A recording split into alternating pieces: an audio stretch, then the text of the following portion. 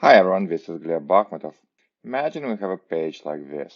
As you see, there are a couple of sections, and for each section we have h2 header, and then we also have, and let me just show it here, important steps like these steps in a list or h3 subheadings. And imagine we want to collect those subheadings and those steps into a single object. Each attribute should be a section h2 header, like install, use, and under that header, the property should be an array with all the steps in that section. So I already started writing the test. So first I'm getting all the sections. As you can see, there are 2 of them. And I like adding a couple of assertions just to make sure that the page has finished loading. Should have length greater than, let's say, 0. So we have some sections to work with. And then I'm going to use the each command. And the each command is interesting. It gets a jQuery object, and I'll call it sections. And now we can iterate on each object that we got, first section, second section, so on. So we want, for example, to collect all li elements, right? So here's how I will find them. I'm going to wrap the section. Actually, this is a singular because we're using each. So I'm wrapping the section. So that takes jQuery object and creates a Cypress wraparound. So now I can get, for example, from that section, let's say all li elements. So let's see how this works. So in the first section, we get 3. And then in the second one, we get, find. Okay, here's what happens. Cy.get is a parent command. So even if you attach it to some previous chain, it will start searching from the top of the page again. So anytime we want to find something in the previous element, we have to use find. Now, in the first section, we have li elements. In the second, we don't have it. But we know that the section must have either li elements or h3 subheadings. Otherwise, we can consider the section invalid. So here's what I'll say. Get me either li elements or h3 elements, it's fine. If you have both, give me both. So I'm using this comma to form a compound selector that says give me this and those elements. Okay, so now that I found it, we have to somehow put everything in an object. So let's start an object. So I say sections. And the first thing we need to do when we get a section, we'll wrap it again, right? And we'll find h2, right? Then every time we work with a content that we extract from the page, we have to use then, okay?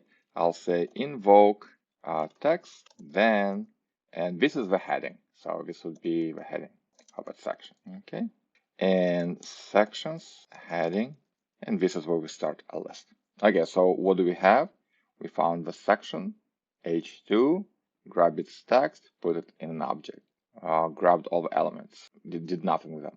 Then we got the second section, found h2, grabbed the text, and so on. Okay, so now we have the sections, we have a heading array. So then we have all those, let's say a list, right? So these are individual elements we got from each section.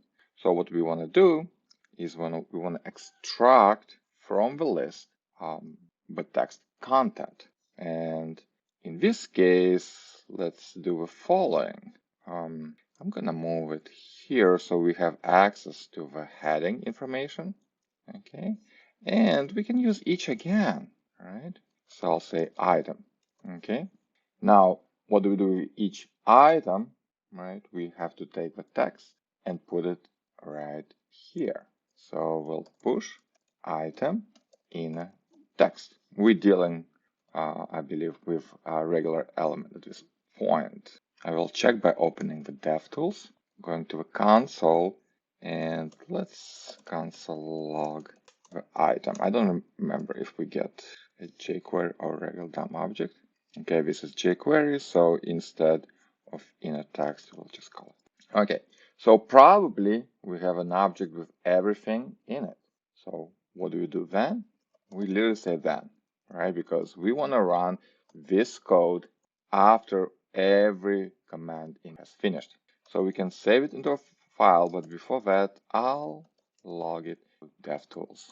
Okay, just to make sure that we are saving the right thing.